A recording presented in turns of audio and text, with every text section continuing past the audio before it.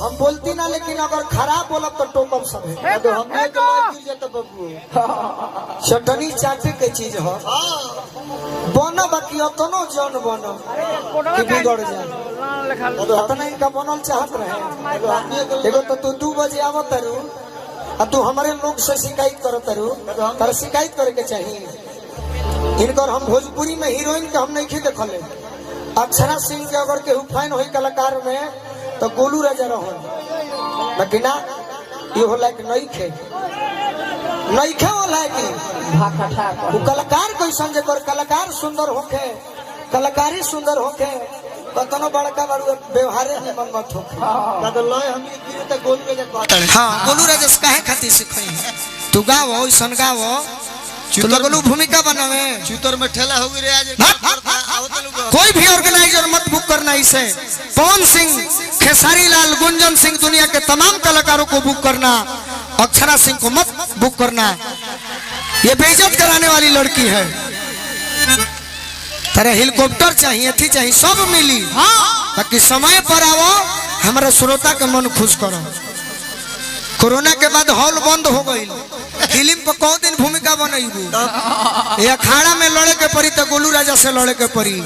शिकायत करके रहो, बाकी अपना घरे रहो। खाली घूमती ही निशा जी बाड़ी, हम सब गाई है। निशा जी बाड़ी, निशा दुबे जी कलू जी के संगे हिट रहली हा, बाकी ये हमार सम्मान करत रही। बाकी आज उनकर पक्ष लेके कहतरी जे केहू गावे खातिर बेचैन करे दादा। केहू होई दुनिया के मोदी जी होई हन, बाकी लालू यादव के शरण में वहीं के पड़ी। उनकर नाम लेवे के पड़ी। काहे लालू यादव काफी इतना लोग जुटल बा, तो श्रोता के बुर्बक मत बनाओ। लोग अपन परफॉर्मेंस सब कुछ दो। तू अक्षरा जी के साथ दो, तू लेडीज बाड़ू, वो लेडीज बाड़ी, लेकिन तू हमारा के कहतारू।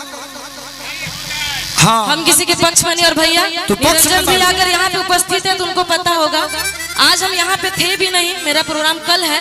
भैया बोले बाबू एक एंट्री तुम आके करके चली जाना। हम इसके लिए सिर्फ एक एंट्री के लिए आए थे, क्योंकि कलाकार की कमी थी तो हम रुके हुए थे। हम नहीं बोल रहे कि हम लता मंगेशकर हैं, हम खराब ही गाते हैं, लेकिन रिस्पेक्टफुली हम रुके हुए थे। बस मैं यहाँ पे आज प्रोग्राम में नहीं थी। मत रौरा कहे कि गोलू राजा आज केहू तरसत नहीं खा तरसे के क्या मैं बात बाजी। जेकर फूलैबो ना करे तो चाहेला कि दोसरा के फरल को झड़ जाई। सब केहू तो ना, बाकी कुछ लोग चाहेला जे गोलुआ मर जाई तो हमार मार्केट बन जाई। अरे दादा तार हम इज्जत करो, तानी सबकर इज्जत करो।